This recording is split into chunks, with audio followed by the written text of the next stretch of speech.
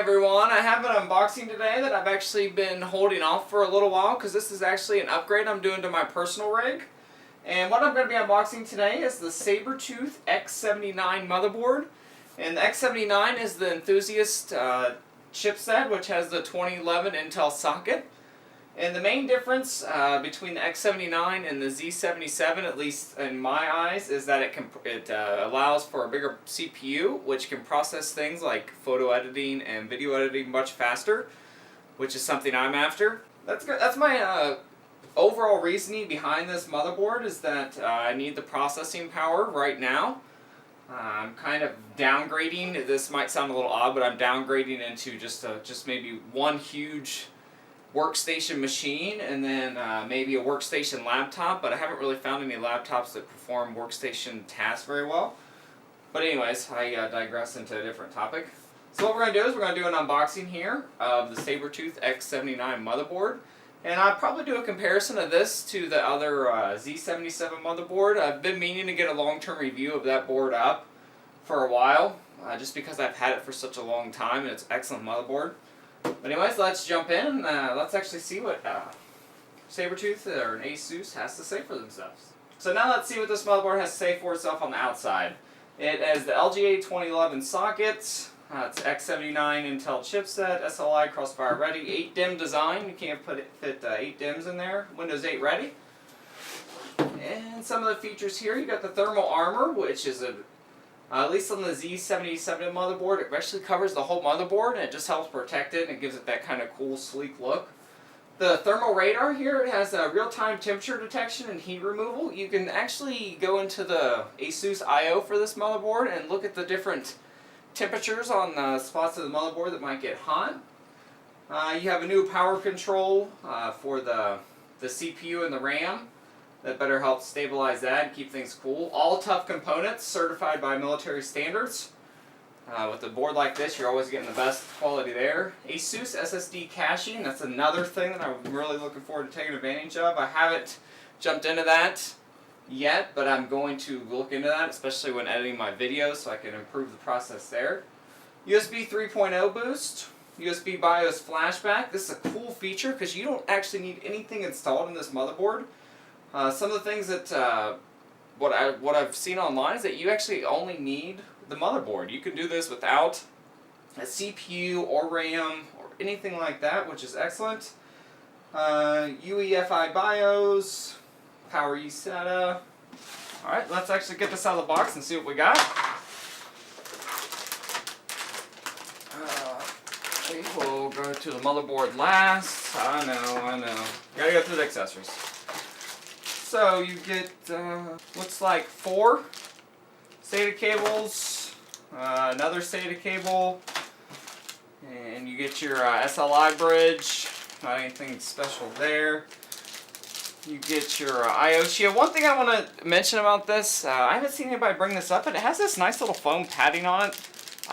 Maybe it's just me, but I like little features like that. It looks like you have 2 screws, which is probably for this fan here. You have a fan. I've been using them on my Z77. I don't know if they work or actually provide any better cooling or not, but. And then you have your front I/O connectors. These are excellent. I love these things. It makes it so much easier. And then you got your TUF inside sticker. And then you got your installation guide for your LGA 2011 socket, which is pretty cool. It's a different socket than the 1155, so it does have different installation process. And your certification of reliability. Pretty cool. And then you have your manual here, your installation. Okay, don't need that. You don't need to use this, but you do get this little badge here if you need to put that, if you want to put that on your case or anything. But I would recommend not using that driver. Install the latest from the website, like always. And you got a nice thick manual here, which basically goes through everything. ASUS has great manuals. I've actually used my Z77 one a lot. And then you got your 5-year warranty notice and just instructions here on what's covered, probably in 8 languages.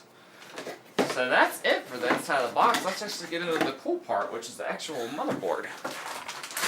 Alright, one thing that I will say about this motherboard is that it's really heavy. This is probably the heaviest. This is just a beastly motherboard. Yeah, both in terms of size and weight. Alright, so you can see here just the general layout of the motherboard. Few things I would like to point out is that it kind of has a military theme going on with the green and then the kind of sand color components. Honestly, I'm not a huge fan of that. I prefer all black, but I understand where they're going with it. It's not too, it doesn't stick out too much where it's going to be that big of a deal. I'll get all these stickers off here. Alright, so we'll actually start with the back here. So you have 4 USB 3.0 and what looks like 4, 5 USB 2.0, and then you got an active USB there. Does have FireWire. I don't know if anybody uses that anymore. You got a couple eSATAs. Another sticker there that we don't need. You got your BIOS button here. You got your Intel Gigabit Ethernet connection, 7.1 audio. And right up here is actually where you're going to install that fan at. And you'll see why here in a second. There's this huge heat pipe here. And then there's this heat sink, I guess, there. And then the heat pipe goes along there. So that's the kind of some of the reasoning behind that. And so now, right here's your Intel 2011 LGA 2011 socket. And you can see this huge, massive heat sink here with all of the components there. And you got your 8 DIMMs, which is nice. This board can handle a large amount of memory. And let's just kind of tilt this up here. You got your front connector here in its ideal location. You got your 20-pin connector there in its standard location, USB 3.0 in its normal location. You got fan headers everywhere, which is something that I really liked on my other motherboard. And then now for the PCI slots. These are 3.0 and 3.0, PCI 3.0, and this is 16X, 16X, and 8X. This board's not really made, well, it can run 3-way SLI or Crossfire if needed, but it's really going to work best if you're just running SLI or Crossfire in 2 mode. And then you just have some PCI slots and then just a full standard PCI slots there. Some people complained about wasn't real sure why that's there, but I plan on throwing a sound card in this at some point, so I like that feature.